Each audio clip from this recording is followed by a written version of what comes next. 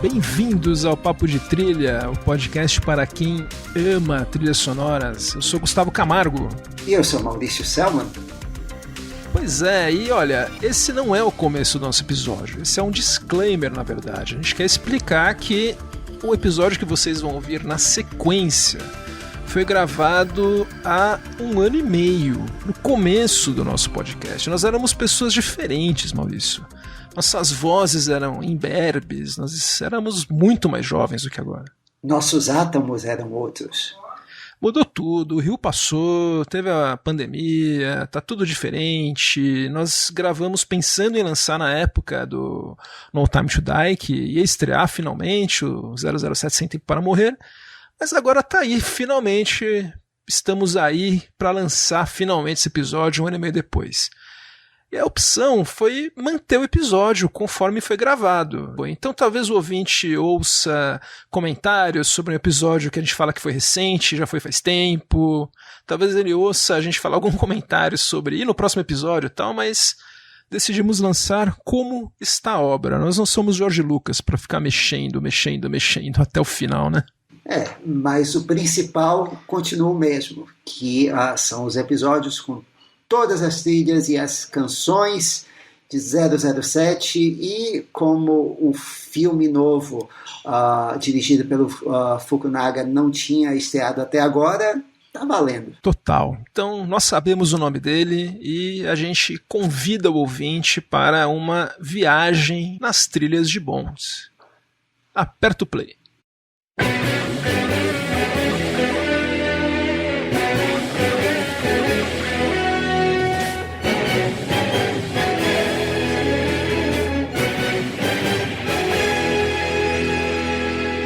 Bem-vindos ao Papo de Trilha, o podcast para quem ama trilhas sonoras.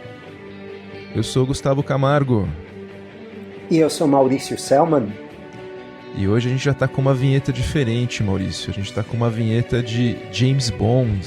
A gente está ouvindo um instrumental de You Know My Name, uma das dezenas de canções que foram feitas para essa série tão duradoura, a série James Bond. E você sabe com certeza o nome, como diz o título da música, porque James Bond é um dos ícones da cultura pop do século XX e agora entrando no século XXI ainda em plena forma. E James Bond, como vocês sabem, é sinônimo não só de agente secreto, mulheres bonitas, lugares exóticos, mas também de música e canções que grudam na memória.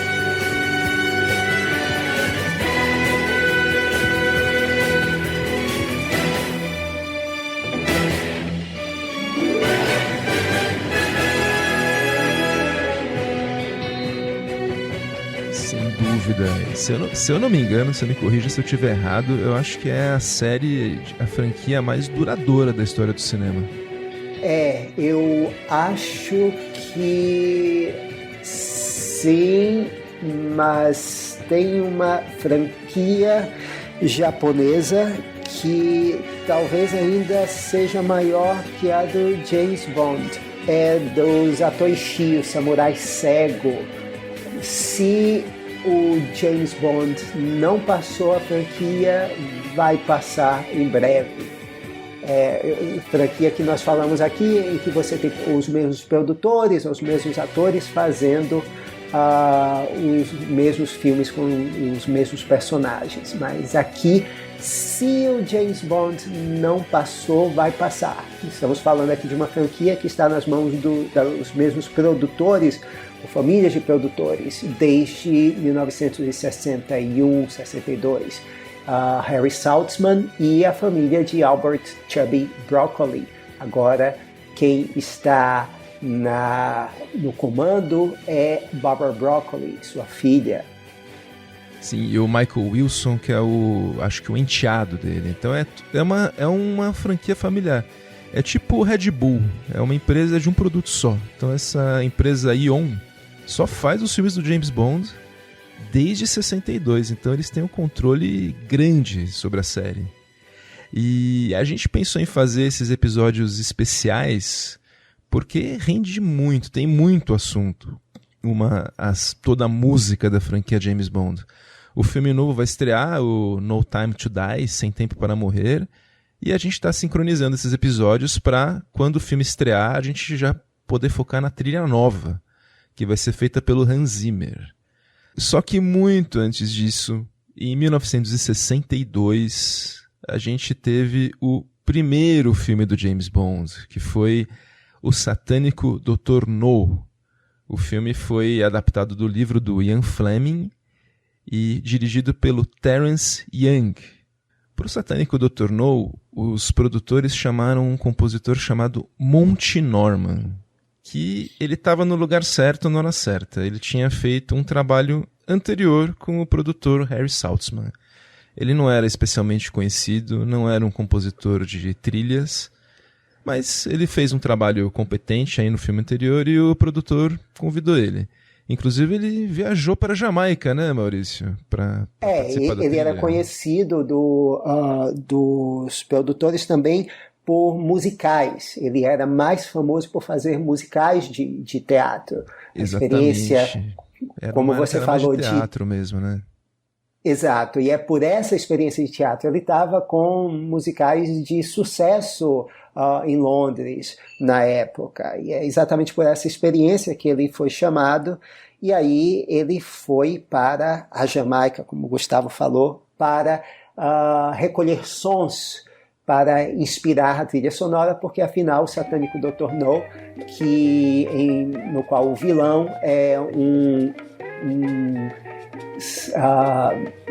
cientista germânico, chinês, um germânico chinês, um sino-germânico que quer dominar o mundo. Eu não me lembro exatamente o que é que ele faz, Gustavo. Sempre tem uma ilha que os habitantes acham que tem um dragão. Exato.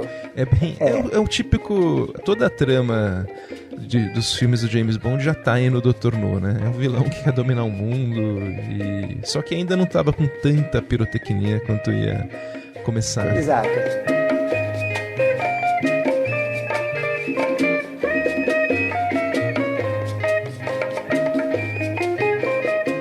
Mas enfim, o filme se passa na Jamaica, como o romance, na Jamaica inclusive, que era por ali que o Ian Fleming vivia, desde a década de 50. A casa dele chamava GoldenEye, inclusive, que depois virou o nome de um filme. Exato. E o Monty Norman foi recolher uma das funções do Monty Norman, que era compor essas músicas que seriam ouvidas no filme. E uma delas ficou a colocação da trilha nos filmes, dos 5 primeiros filmes do Bond. Eles acharam que a voz dela saía muito metálica e com um sotaque muito forte. Afinal, Ursula Andress era sueca. E o que acabou aparecendo na versão final do filme é, na verdade, a voz da esposa do Monty Norman, Diane Copeland, cantando essa música Under the Mango Tree, que o Norman compôs. Ele pediu a artistas locais que dessem a ele palavras relacionadas à comida, e ele, inclusive, depois acha que tem uma palavra lá. Consegui fazer o tema pro James Bond. A primeira tentativa dele fazer esse tema tá no álbum como Dr. No's O Braço de Ouro, o filme do Frank Sinatra, o tema escrito pelo Elmer Bernstein.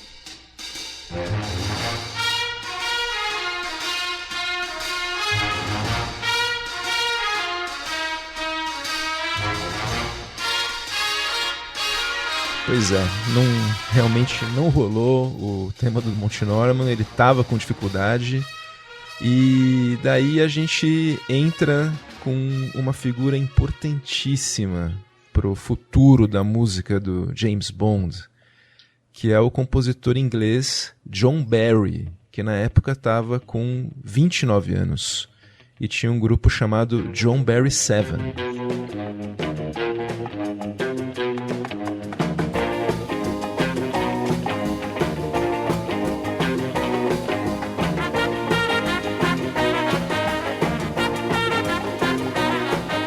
Está ouvindo um pouquinho aqui do John Barry 7 ao fundo. Era um compositor que estava querendo entrar no mundo do cinema, de trilhas, já tinha feito algumas trilhas. E ele foi chamado meio que numa emergência. Os caras estavam com muita dificuldade de achar um tema para o filme. Eles já tinham a ideia de transformar a série o filme como o primeiro de uma franquia, e eles queriam um tema forte. Então o Monty Norman, ele estava com uma ideia de adaptar a melodia de uma canção que ele tinha feito para um musical, se eu não me engano, passado na Índia, que nunca chegou a ser encenado, né, Maurício? Na verdade, o musical que se passava em, creio que em Nassau, baseado no romance do V.S. Naipaul, House for Mr. Biswas. Mas que tinha, por conta da origem do personagem principal, ele tinha cítaras e tablas. Então tem esse ar meio de Índia mesmo, né? E a gente vai ouvir agora um pouco dessa música, cantada pelo próprio Monty Norman, que chama Bad Sign, Good Sign. I was born with this unlucky sneeze, and what is worse, I came into the world the wrong way round. Pundits all agree that I'm the reason why my father fell into the village pond and drowned. I was born. E eu acho até meio assustador, assim, ouvir essa música e depois a gente vê que realmente ela é a origem do tema do James Bond. O Norman pegou como base para esse tema essa canção não foi usada e o musical não foi produzido porque era muito caro. Então, são essas 12 notas iniciais aí que dão origem ao famoso início do James Bond, aquelas guitarras no início. Mas o tema do Bond é um Frankenstein de referências, essa é a base. Mas se você notar, por exemplo, a linha inicial de sons graves, o dan, dan, dan, dan, é a mesma do início de uma canção para um musical composta por Kurt Weill, parceiro habitual do Bertolt Brecht, mas nesse caso Kurt Weill compôs para um musical chamado Street Scene, e é o início da música Lonely House.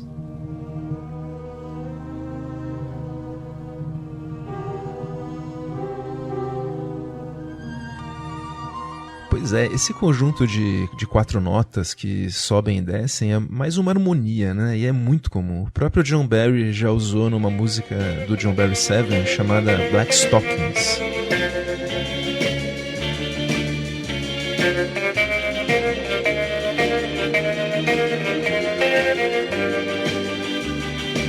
Como você disse, né? Eles acabaram juntando tudo.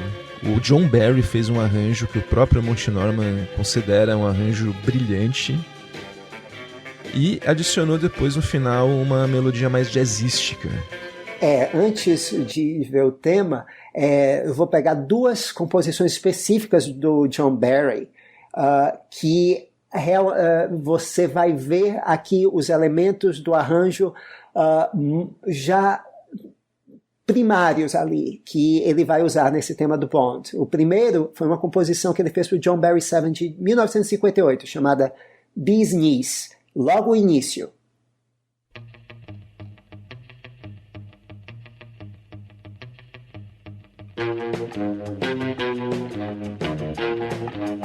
Agora, a guitarra e os metais são reconhecíveis de um tema que ele fez para um filme de 1960. Ele compôs em 1959 a música da abertura do filme.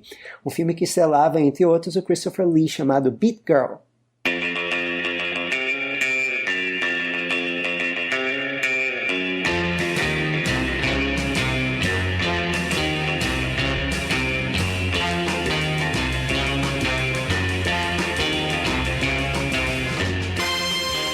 Aqui você tem todos os elementos, então, da música do James Bond, do tema do James Bond. Agora, depois de ter ouvido todas essas fontes de inspiração e a base do Monty Norman, ouça o resultado final.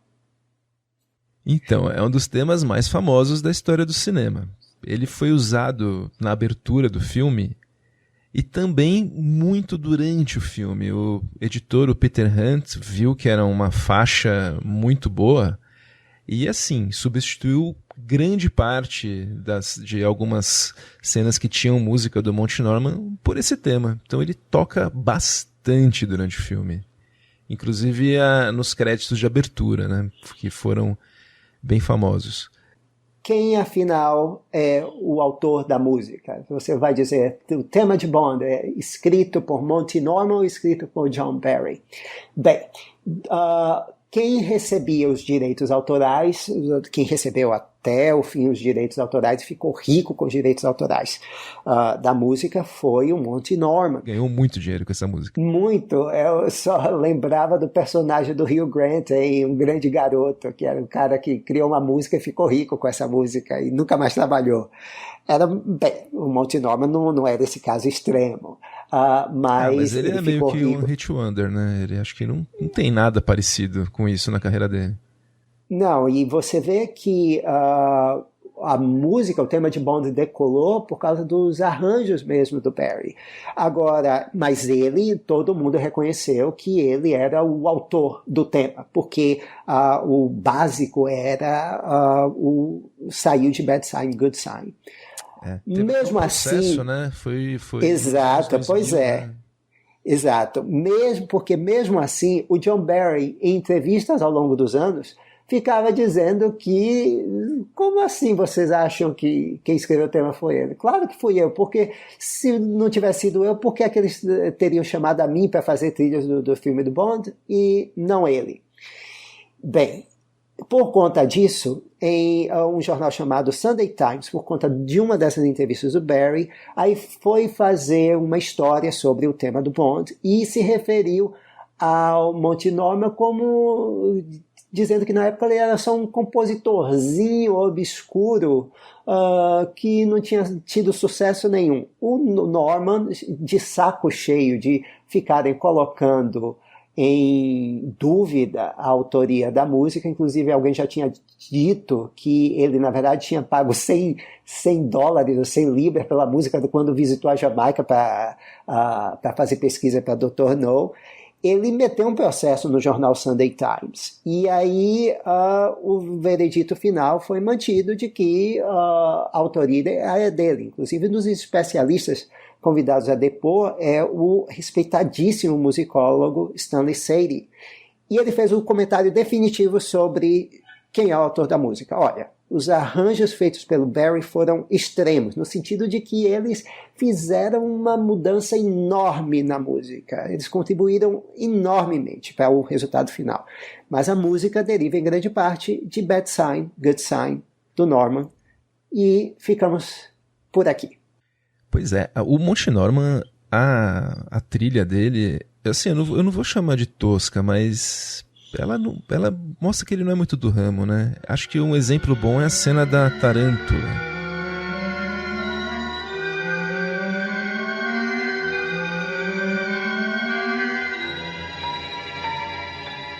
É uma cena que tem uma tarântula que vai escalando o braço do Bond. E daí ele mata a tarântula e, tipo, tem cada batida no bichinho, coitado. A orquestra bate junto, é muito. Diz que a plateia ria um pouco nessa hora. Daí a gente não sabia se eles iam de nervoso por causa da aranha ou porque a música era tosca.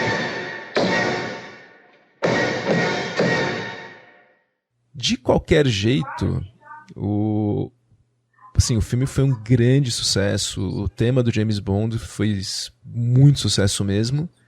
E chegou a 13º lugar nas paradas britânicas, o tema. Pois é, instrumental, né? E bombou. Daí a continuação, que era inevitável, veio em 1963, no ano seguinte, o mesmo diretor, o Terence Young. Foi o Moscou contra 007, From Russia with Love. From Russia with love, I fly to you, much wiser since my goodbye to you. I've traveled the world to learn I must return from Russia with love. E a gente já está ouvindo aqui a música que foi feita para o From Russia with Love. Eles contrataram o Lionel Bart, que era um compositor que tinha um sucesso grande na Broadway recente, o Oliver, uma adaptação lá do Dickens, e fez essa balada romântica. Foi cantada por um cantor chamado Matt Monro. Eu acho que das músicas do James Bond, das canções, é a que mais envelheceu pior, né, Maurício? Não sei se você acha. Eu acho que ela tem, no sentido de ser uma música que parece muito antiga mesmo. To Russia I flew, but there and then I suddenly knew you'd care again, my running around. Mas essa foi meio a intenção, porque o Matt Monro, ele tem um estilo que é o estilo crooner, meio Frank Sinatra. E é uma música romântica. Muito romântica. Uma música romântica da época, em cima do título From Russia with Love. Uma coisa interessante, não só nesse, como em quase todos os outros filmes do Bond, é que os compositores escreviam as músicas, o John Barry e os letristas, sem ter a mínima ideia do que era o script final. Muitas vezes não tinha nem filme pronto, nem cena montada ainda. E então eles partiam do título para escrever a música. Então, essa música é uma música bem romântica. E você vai ver que no fim nós vamos ter várias músicas românticas como temas de James Bond. É uma coisa curiosa. E essa é a mais, eu não diria que envelheceu mal, essa é a mais clássica. Eu não gosto muito dela. Sim, eu gosto também. Isso um detalhe interessante, bonita, né? Ela é bonita, e eu acho a letra assim, muito bonita também. Né? Tem umas rimas sofisticadas. My tongue-tied young pride, isso é muito, muito sofisticado. O que eu acho muito legal dessa trilha é que já começa um pouco as características da série. Então já começa com o que a gente chama de gun barrel, né? Aquela visão de uma pessoa meio que mirando o Bond, daí ele atira.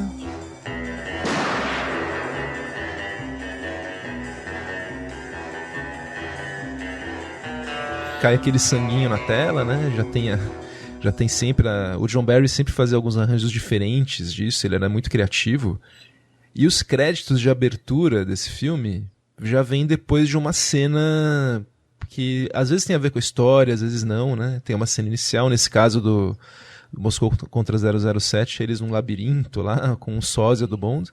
Daí começam os créditos. E eu acho eletrizante o começo desses créditos.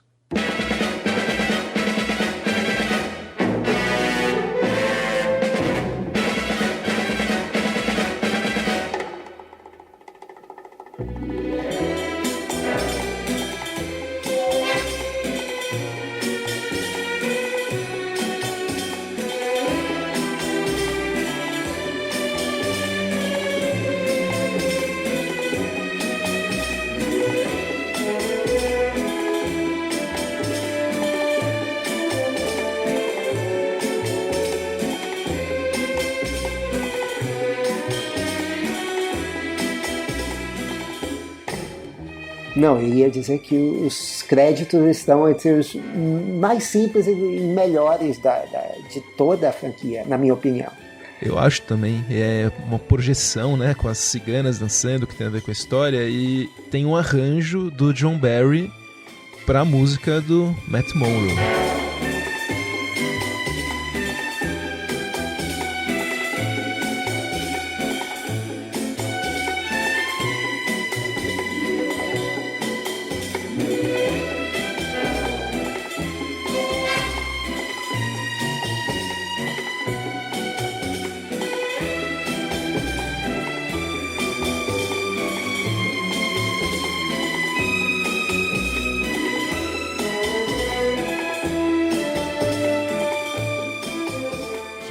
Depois ele emenda com uma parte do tema do James Bond.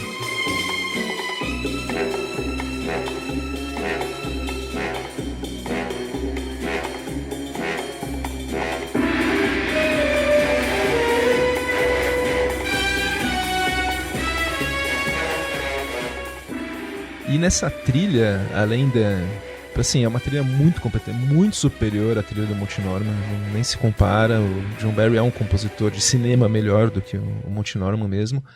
Ele lançou também um tema que seria o tema que ele fez para o 007, um tema um pouco mais relaxado, né, que ele chama de 007. Vai aparecer em outros filmes esse tema, né? Aqui é a primeira vez que ele aparece, mas...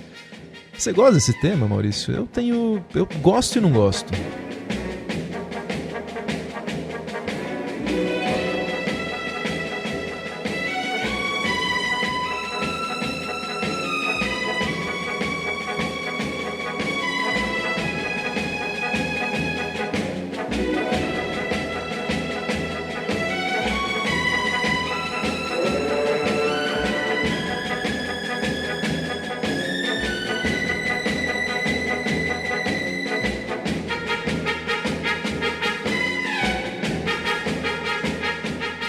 Eu gosto porque ele é o tema, digamos, da profissão. O 007, então, é um oficial naval, e o que você tem aqui é um tema militar. Você tem uma fanfarra aqui. Parece meio náutico, aquela coisa de bravata. Parece coisa de filme britânico sobre Segunda Guerra Mundial, de heróis. Então é aquela coisa meio anacrônica, mas que eu acho que tem tudo a ver com 007.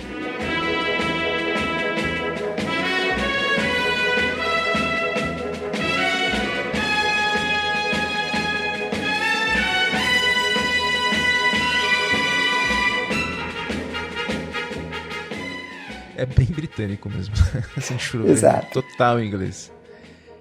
E o filme detonou de novo, foi muito bem de bilheteria, e em 64 veio o terceiro filme da série, que era o Goldfinger. Sim, e o Broccoli e o Saltzman ganharam tanta confiança no Barry que deixaram dessa vez que ele compusesse também a canção tema.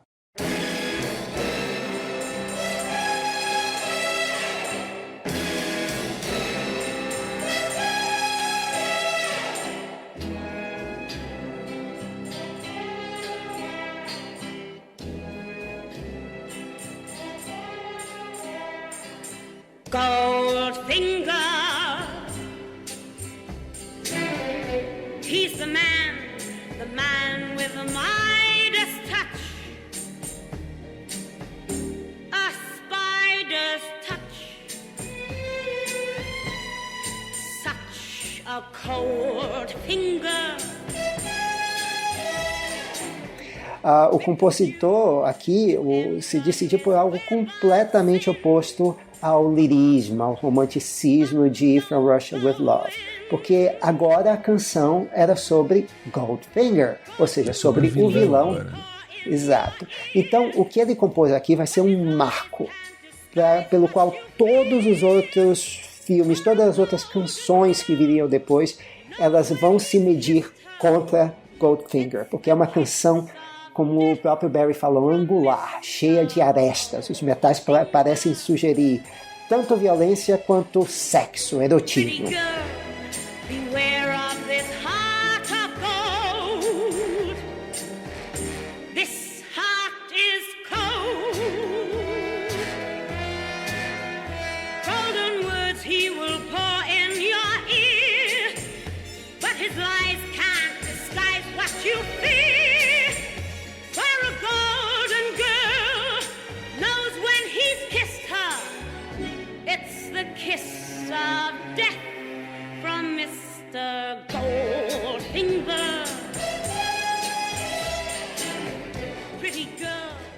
O compositor e letrista, o Leslie Bricusse, disse que era uma melodia tão reconhecível quanto uma pintura de Van Gogh, com estruturas de cordas que eram típicas do John Barry de ninguém mais. Não, e ela combina tão bem com os créditos de abertura. Os créditos de abertura, para quem não viu, são cenas do filme projetadas numa mulher pintada de ouro, que é uma das cenas mais famosas do filme, uma mulher que é assassinada sendo coberta de ouro. E, assim, funciona perfeitamente bem. É muito, muito boa.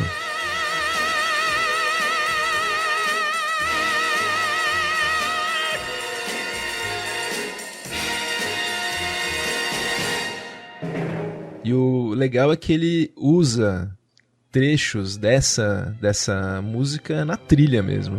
Ele usa versões instrumentais muito bacanas.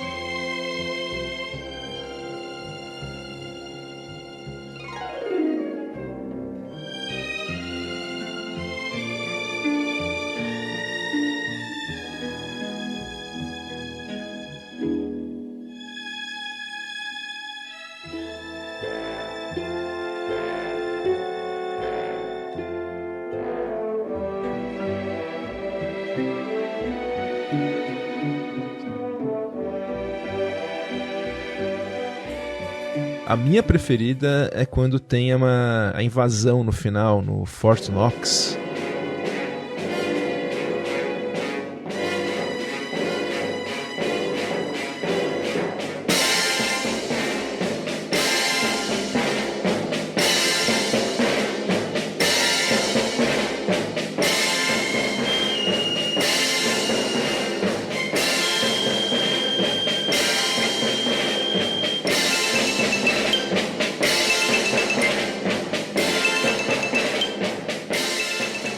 É a minha preferida também. Você também gosta? É demais. E é longa. E é meio que uma versão militar aí do tema do Goldfinger. É incrível. Mas eu acho que, voltando um pouco pra canção, o golaço aí foi ter chamado a Shirley Bassey, né? Foi a escolha perfeita para essa música. O tom de voz dela casou demais com a música, com a proposta. Ela canta... O jeito que ela fala Goldfinger é saboroso até, né? Fora o alcance vocal dela no final, né? Que ela dá um grito que ela chegou a passar mal nas gravações. E não será o primeiro cantor a passar mal nas gravações de 007. É meio até satirizado isso, né? A pessoa grita até a cabeça explodir. O Barry tocou com a Shirley Bassey em concertos dela, em shows dela. E, dizem as más e boas línguas, eles tiveram um caso por essa época. O John Barry era meio um galanteador, né? Pelo que eu li, a gente leu um livro, eu e o Maurício, do John Burlingame, que fala bastante dos bastidores. Ele era meio galã, assim, na Londres dos anos 60. Não era meio, ele era totalmente mulherengo, né? Afinal, amigão de Michael Caine e Terence Stamp. Então, pense, ninguém prestava. Agora, voltando a Shirley Bassey, para sustentar a nota no final, que ela não estava conseguindo, o pessoal pedindo mais um pouco. Aí, de repente, ela entendeu por que ela não estava conseguindo sustentar a nota por mais tempo. Então, ela tirou o sutiã dentro da cabine e aí, finalmente, ela conseguiu emitir a nota até dizer chega. Aqueles segundinhos a mais que fazem diferença. Os segundinhos a mais. Aí dizem que os músicos, aí quando viram ela tirando o sutiã, aí disseram uma oitava mais alto, para ver se ela tirava outras partes, outras peças de roupa também. E, bem, esse também é o início de uma relação quase sempre de ódio entre o John Barry e um dos produtores, o Harry Saltzman. O Harry Saltzman odiou a música. Mas tinha muito mau gosto, o Harry Saltzman. Ele não entendia zorra nenhuma de música. Mas o Broccoli manteve e a música ficou assim mesmo. Porque Goldfinger, além de tudo, é uma música marota, cheia de duplo sentido. Como você falou, o jeito como a Shirley Bassey brinca com as palavras é quase como ela estivesse fazendo sexo mesmo com aquelas palavras. Ela diz o toque de Midas, the Midas touch. Ela pronunciando cada sílaba ali, como se fosse o Goldfinger atraindo a presa. Porque o que é a música, na verdade, a não ser um conselho para garotas. Garotas, tomem cuidado com esse homem. Ele tem um toque do ouro, mas ele pode matar.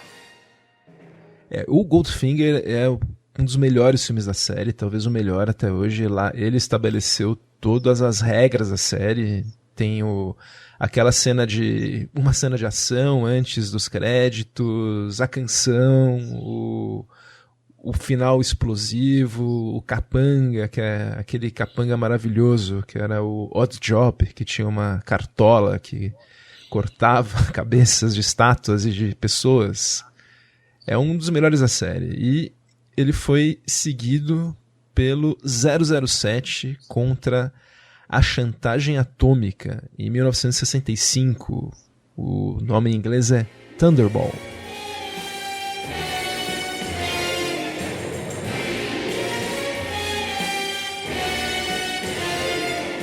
He always runs while others walk. He acts while other men just talk. He looks at this world and wants it all. So he strikes like thunderbolt.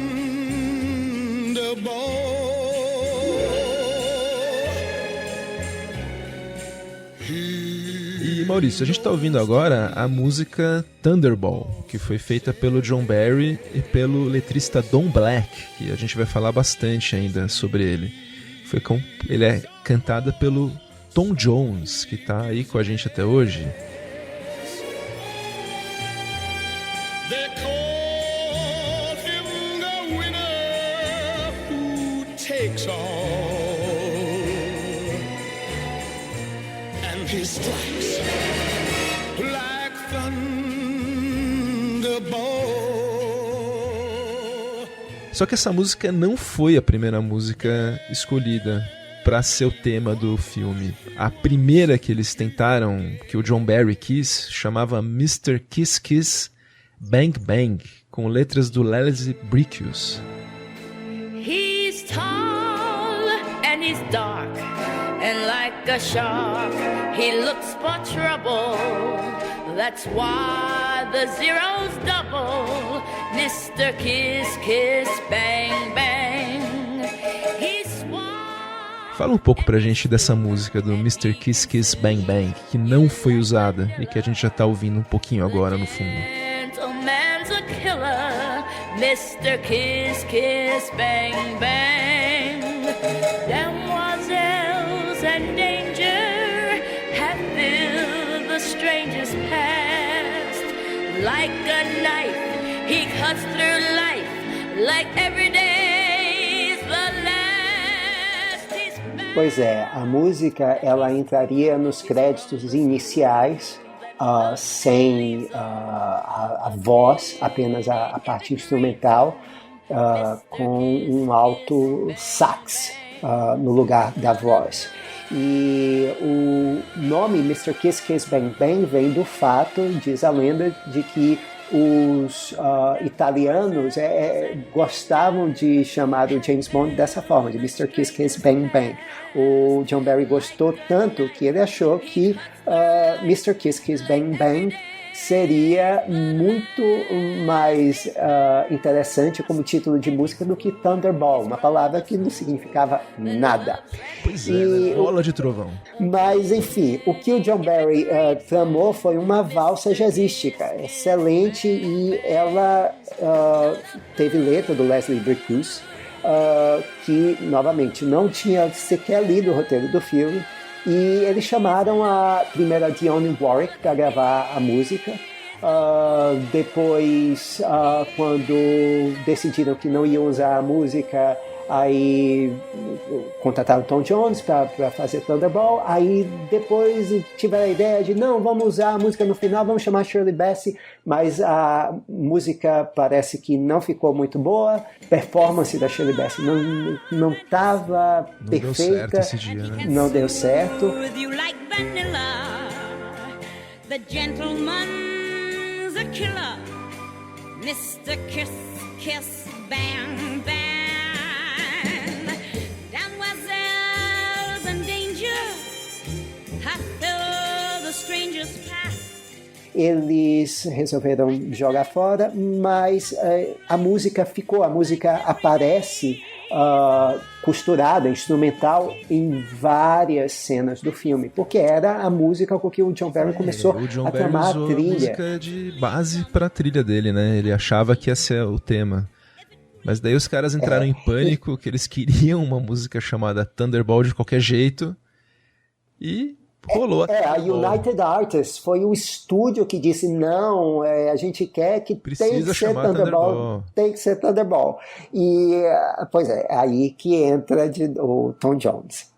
E eu até gosto da Thunderball até, não acho, assim, não é a melhor música, não chega nem perto do Goldfinger, por exemplo, mas eu acho uma música boa, e ela pode tá falando tanto do Bond quanto do vilão do filme. É meio que controverso sobre quem que ela tá falando, né?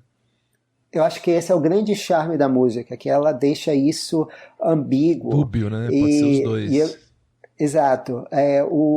Bem, como o prazo para compor a música já estava se esgotando, o Leslie Bricusse, que tinha escrito a letra para Mr. Kiss Kiss Bang Bang, ele estava em outro projeto. É aí então que o Barry vai recorrer a alguém que vai ser o letrista da série por muitos filmes, que é o Don Black. Ele já era letrista de sucesso nessa época, mas o Barry tinha conhecido ele como empresário do Matt Morrow. Foi assim que o Matt Morrow chegou a Moscou contra 007. Mas ele usou Thunderball aqui como uma metáfora. Então ele diz assim, ele ataca, he strikes, como Thunderball. E aí fica um negócio que não quer dizer nada. E falando em música com nota sustentada, essa música então ela é mais parecida com a música a canção de Goldfinger, e o Barry recorre aqui à seção central do bebop, do tema do James Bond, para fazer essa canção. O tanan, taran, taran, aqui fica tanan, taran, tan, tan, que é o começo. Aí também que ele usa a harmonia também, aquelas 4 notas que a gente falou do começo, que você citou, do Brecht. Acho que é a última vez que ele inclui isso numa canção, né? Tinha no Goldfinger e tem também aqui no Thunderball também, né? Takes all, and he strikes like thunderbolt.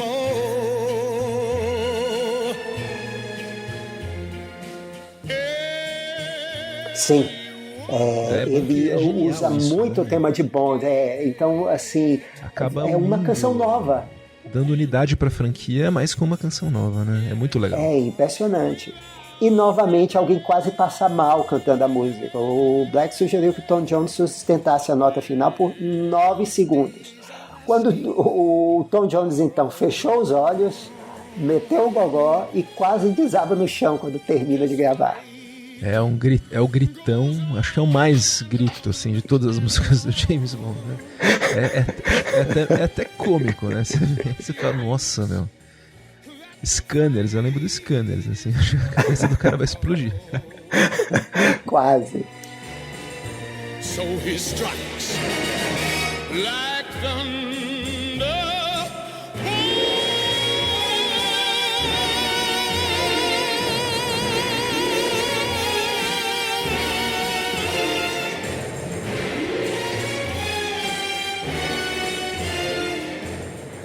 E a trilha é muito boa também, sim?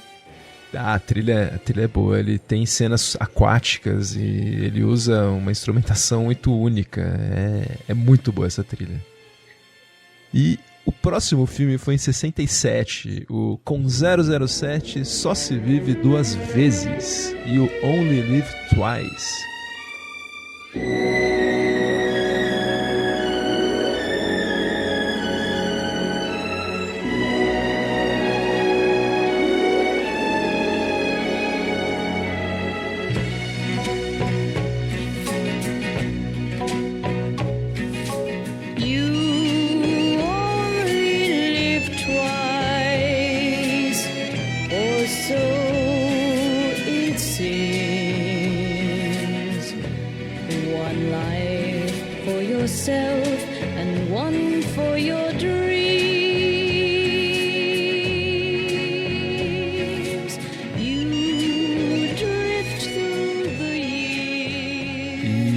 Foi assim, nessa época o John Barry já tava com tudo e não tá prosa, né? Porque ele tinha acabado de ganhar 2 Oscars pelo filme História de Elsa, pelo Born Free, né? Pelo mesmo filme, música e canção, inclusive uma canção com letras do Don Black, o parceiro dele do Bond. Então ele tinha muito poder, ele podia ter liberdade total na trilha. E essa trilha do You Only Live Twice é bacana, né? A música que ele fez de novo com letras do Leslie Vickers, nossa, eu acho que é uma das melhores da série. This dream is for you, so pay the price, make one dream come true, you only live twice. Uma curiosidade, na verdade, You Only Live Twice foram 2 músicas. O primeiro tema, composto também com o Bricusse, era um tema mais urgente, sombrio, esse que você está ouvindo agora, cantado pela Julie Rogers.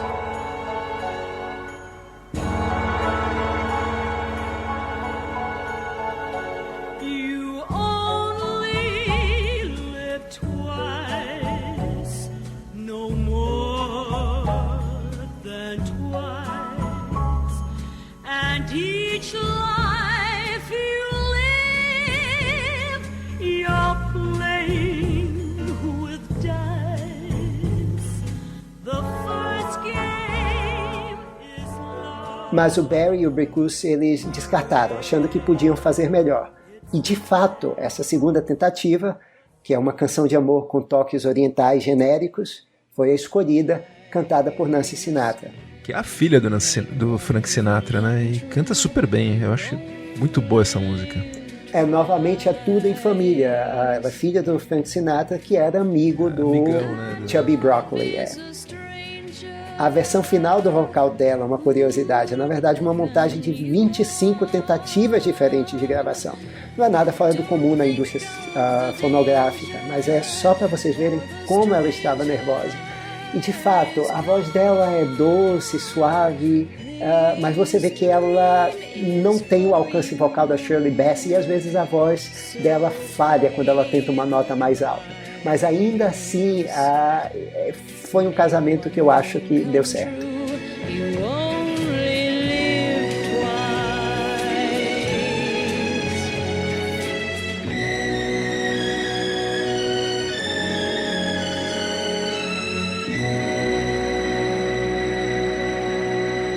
Mas a trilha tem algumas sequências muito marcantes, né? A primeira cena do filme é uma cena assustadora, né? É uma cena que um astronauta é jogado pro vazio do espaço por um foguete meio monstruoso e tal. E tem uma faixa do John Barry, né? Que é a cápsula do espaço, a Capsule in Space. É uma das melhores faixas da trilha, com certeza. Ficou conhecida depois como a Space March também, né?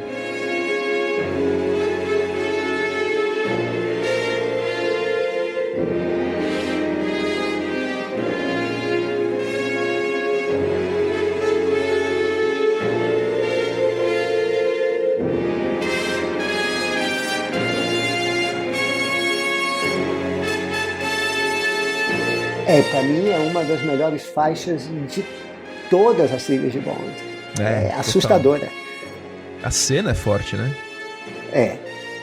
Eu lembro que eu vi quando era criança e fiquei meio assustado. Eu perguntei, mas esse astronauta... Pro meu pai eu perguntei, esse astronauta vai morrer, pai? Pra sempre? Já. Aí ele disse, meu filho já morreu. E foi assim que você foi introduzido à morte na sua vida. Eu era criança quando eu vi esse filme na TV e achei meio assustador essa cena.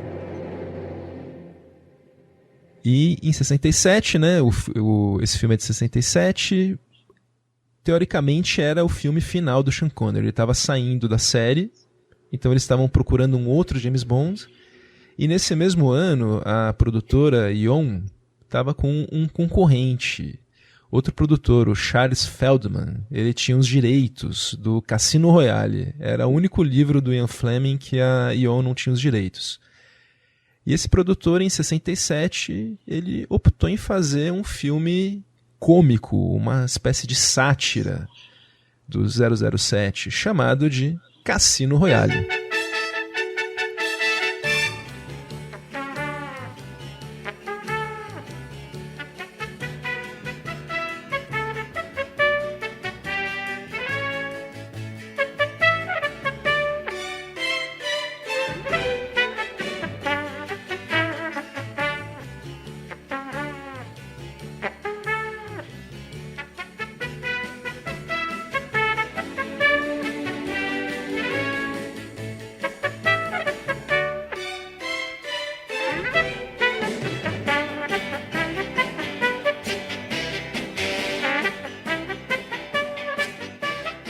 E o que a gente está ouvindo de fundo aqui já é o tema de abertura do filme, que foi composta pelo incrível Burt Bacharach, um dos grandes compositores aí dos anos 60, inigualável compositor de canções, e que fez um trabalho muito legal para esse filme. Eu acho esse tema de abertura muito bacana, inclusive a sequência de créditos é muito legal, com umas animações do Richard Williams, que depois faria o Roger Rabbit, com as letras meio que abrindo uns olhos, é muito, muito criativo.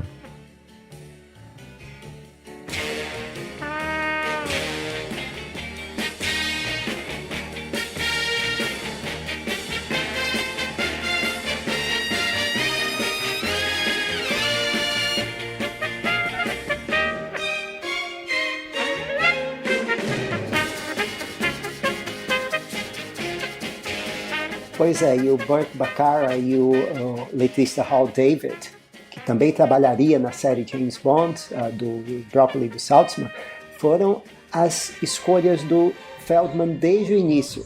Tá? Essa comédia de 12 milhões de dólares, 5 diretores, um deles era inclusive John Huston, um sem número de roteiristas e um elenco só de estrelas. David Niven, Woody Allen, Deborah Kerr, Orson Welles, a própria Ursula Andress, Peter Sellers, e essa música marota do início, ela ganha letras paródia de espionagem, de espiões, que é cantada no final por um inglês de 27 anos chamado Mike Radway. Era um tenor, e a cada vez que ele cantava a música, o Burt Bacharach dizia: olha, eu quero você mais louco ainda, mais exagerado possível. E foi a versão mais exagerada que entrou no crédito final do filme.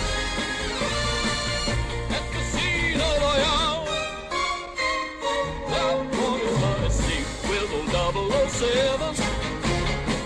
He's got a redhead in his arm. Oh, he's a lover when you are in trouble. Have no fear, look who's here. James Bond. They've got us on the run with guns and knives. We're fighting for our lives. Have no fear, Bond is here. E além dessa música, acho que a mais famosa é a The Look of Love, que ele fez para uma cena de romance entre o Peter Sellers e a Ursula Andrews. The look of love is in your eyes, a look your smile can't disguise. The look of love, it's saying so. É uma música baseada em bossa nova, né? Que, nossa, não deve nada a uma música do Tom Jobim, né? É muito boa essa música, The Look of Love. Acho que é uma das grandes músicas do James Bond, apesar de não ser pra série oficial, né? I can hardly wait to hold you, feel my arms around you. How long I have waited just to love you. Now that I've found you, you've got the look of love. Pois é, e o diretor dessa sequência do Sellers com a Andrews, o Joseph McGrath, ele havia usado como temp track justamente a versão do Stan Getz, cantada pela Astrid Gilberto de The Girl from Ipanema, a Garota de Ipanema. E os atores, eles parecem se mover justamente inspirados pela canção que ouvem. O Feldman queria que limassem a cena, mas o Baccar disse, não, deixa a cena, eu vou criar uma música romântica para ela. E aí, inspirado justamente na Garota de Ipanema, ele fez essa The Look of Love, que ele escreveu inspirado nas formas da atriz Ursula Andrews. E a música foi, curiosamente, a primeira música de um filme de Bond, a ironia, de um Bond não oficial, indicada ao Oscar de canção. E perdeu, ela era a favorita. Escandalosamente perdeu, né? Mais um injustiçado aqui, perdeu para uma música do filme do fantástico Dr. Dolittle, Talk to the Animals, que foi escrita por Kay Leslie Bricusse, exatamente, o letrista de várias canções do Bond. O próprio Bricusse uma vez falou com o Burt Bacharach, se desculpando, dizendo, olha, a sua música é infinitamente superior. Talk to the Animals não é nem uma das minhas 3 favoritas do filme.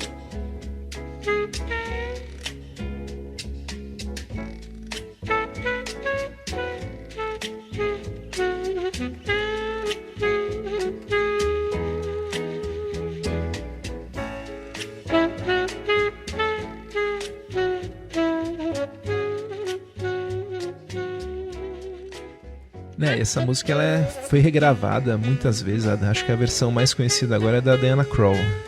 É um clássico, é uma música que perdurou, superou o filme, acho que é bem mais famosa que o filme, né? E o filme é uma curiosidade, o filme é uma curiosidade bizarra de assistir, que é um filme tão louco que é divertido de ver. Só uma nota sobre The Look of Love, a música não teria sido a mesma se não tivesse sido cantada pela magnífica Dusty Springfield. Essa gravação dela é inesquecível mesmo. Bom, agora voltando para a série oficial, em 1969 os produtores estavam com um problema, né? Eles precisavam achar um novo ator para fazer o 007. A solução veio da Austrália, um modelo chamado George Lazenby, que infelizmente não era um bom ator. Infelizmente, porque o filme, o 007, a Serviço Secreto de Sua Majestade, é um dos melhores filmes da série, na minha opinião. Eu acho um filme excelente. Eu acho a trama legal de acompanhar, o clima do filme é bom. A trilha, a gente não... Assim, eu já vou dizer que é a minha trilha favorita da série. E, assim, o George Lazenby eu acho que não chega a estragar o filme, mas eu acho que seria ainda melhor se fosse com o Sean Connery.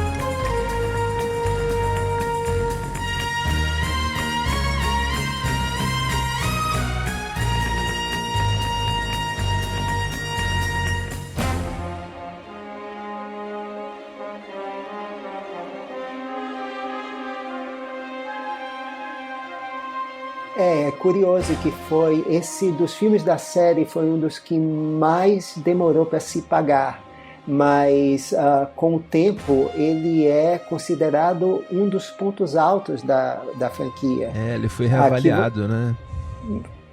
Aqui você tem o Peter Hunt, que foi o editor dos 5 filmes anteriores. Ele é alçado a categoria aqui de diretor. Ele está no comando e é uma pessoa que conhece Bond de cabo a rabo. E ele orientou o roteirista, eu acho que pela primeira vez em toda a série, eu quero o livro, né?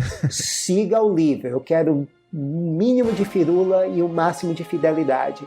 E é isso que garante a dramaticidade do filme. Você tem aqui não só grandes cenas de ação, mas uma grande trama que se centra no encontro entre duas almas machucadas, feridas, mas feitas um para o outro, que são o James Bond e a filha de um mafioso interpretada pela Diana Rigg, que você deve conhecer de Game of Thrones. Mas ela, sim, já foi uma Bond Girl e ela já foi a Bond Girl. E essa trilha que o Barry fez para esse filme, ela é diferente da dos outros em vários quesitos, não é, Gustavo? Conta aí. Pois é, para começar, a Gun Barrel, né, aquela cena de abertura com o alvo do James Bond andando, já começa com um teclado Moog.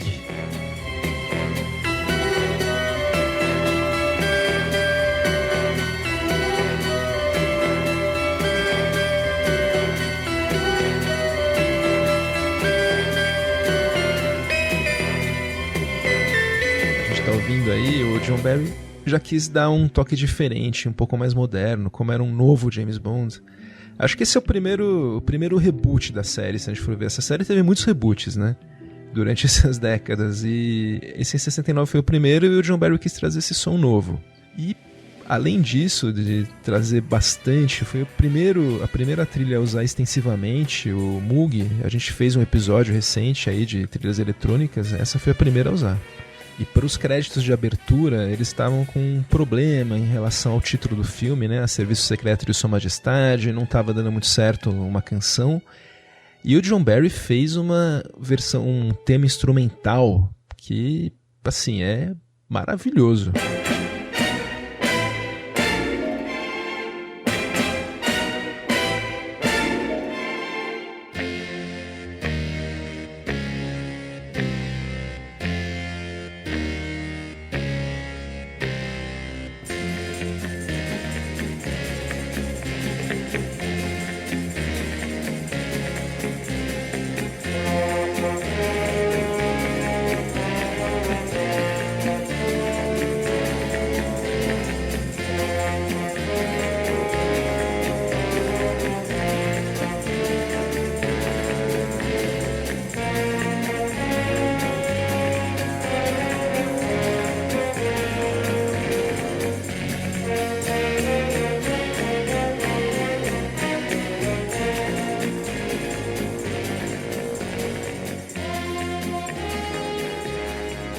Inclusive esse tema que a gente está ouvindo, ele foi usado, ele serviu de base para a trilha sonora do desenho da Pixar Os Incríveis. O Brad Bird, o diretor, ele queria que o próprio John Barry tivesse feito a trilha dos Incríveis. O John Barry era vivo na época. Só que o John Barry, na época, estava muito mais interessado em fazer trilhas mais dramáticas. Ele não queria mais fazer trilhas de ação, daí acabou dando certo. Eles chamaram o Michael Giacchino, mas o clima da trilha dos Incríveis vem dessa faixa de abertura instrumental de A Serviço Secreto de Sua Majestade.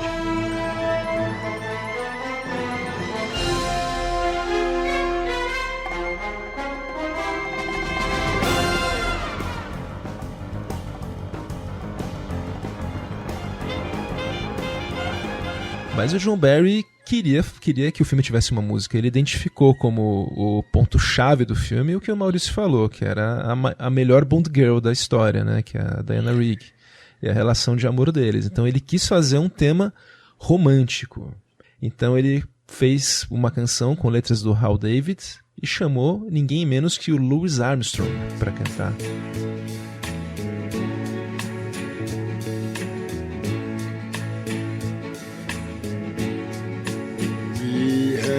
All the time in the world,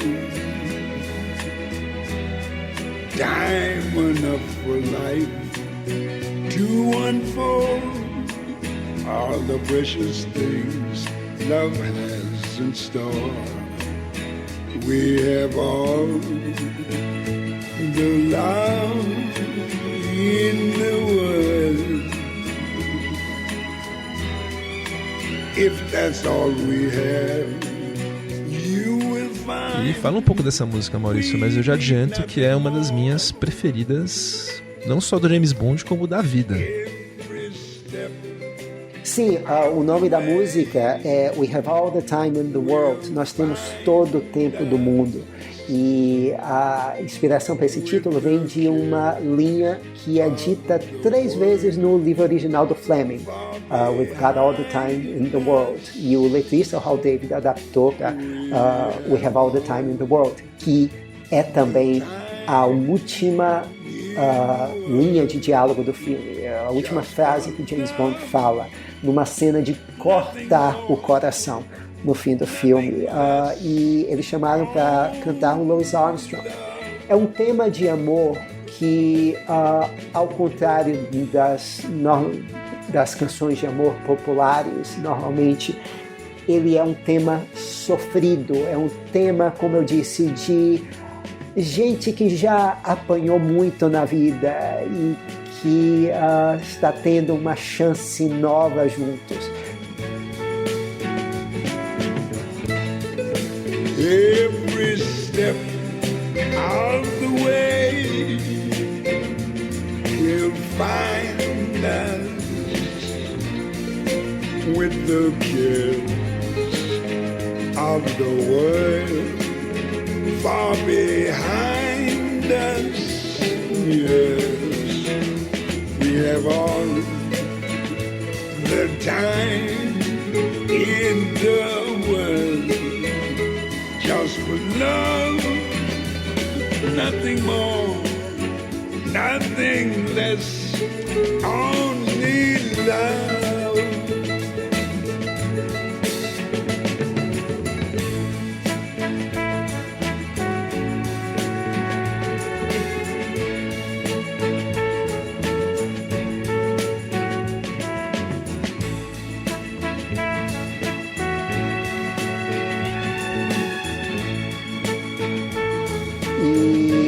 Porque era uma música de amor madura, o Barry disse, bem, eu não quero uma pessoa jovem aqui, eu quero uma pessoa experiente, eu quero uma voz em que você identifique uma vida inteira vivida. E ele pediu ao Louis Armstrong. O Louis Armstrong tinha passado o ano anterior todo doente, ele iria morrer 1 ano e meio depois de gravar essa música.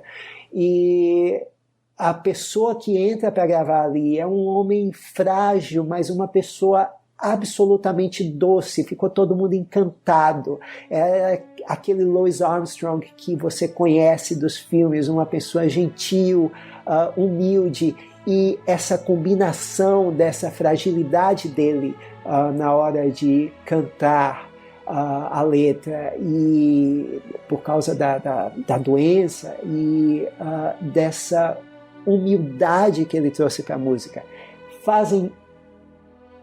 dão a impressão de que esse cara está vivendo aquilo que ele está cantando. É algo lindo. A música toca com a voz do Armstrong em meia hora do filme, sobre uma montagem de cenas do casal Bond e Tracy em momentos românticos. É uma cena inspirada em Butch Cassidy, eu tenho certeza, porque é muito parecido, né, com a música do... Aliás, não sei que filme saiu primeiro, os dois são do mesmo ano, né, mas não parece bastante a montagem do Butch Cassidy? Com certeza, a montagem do Paul Newman e a Catherine Ross, Raindrops Keep Falling on My Rain. Mas um futuro filme do Bond, décadas mais tarde, que é o Cassino Royale da franquia, o diretor Martin Campbell e o compositor David Arnold, a gente vai falar sobre isso depois, vão homenagear essa sequência e a música do Armstrong. E por tudo isso, para mim, essa é a melhor canção de todos os filmes de James Bond. E nossa, a gente concorda, então. Sim, e eu vou dizer mais, quem pensa diferente não tem alma, ou então está errado. Não, assim, não só a canção, mas eu acho que é a melhor trilha do James Bond também. Eu acho que juntou os dois aí, a canção, a trilha eu acho espetacular, a cena de perseguição do esqui no final, no Piz Gloria, nossa, ele usa o tema instrumental dele de novo, né, de abertura para uma cena de ação impressionante. Eu acho que é o auge do John Barry, essa trilha. E uma curiosidade, lembrem que nós falamos que várias músicas diegéticas dos filmes de Bond são compostas também originalmente para o filme? Pois é, você acaba de descobrir que os filmes de James Bond têm uma música de Natal original, composta pelos mesmos John Barry e Hal David. É a música que é ouvida nos alto-falantes e rádios da cidadezinha que fica ao pé do Piz Gloria, na Suíça. O filme se passa na Suíça em dezembro, época de Natal, neve, então Hal David escreve tudo a ver. Então Hal David escreve a letra, e uma coisa inédita na parceria com o John Barry, ele escreve a letra e o John Barry então põe a música, numa música de Natal típica sobre árvores e o clima de Natal e presentes. A música se chama Do You Know How Christmas Trees Are Grown, interpretada pela dinamarquesa Nina van Pallandt. Gets around. He needs snowflakes. Snowflakes cannot do it all, I found. He needs reindeer. Reindeer, even though they try, they need other things. Once a year they have to fly, and they don't have wings. Do you know how Santa gets around? He needs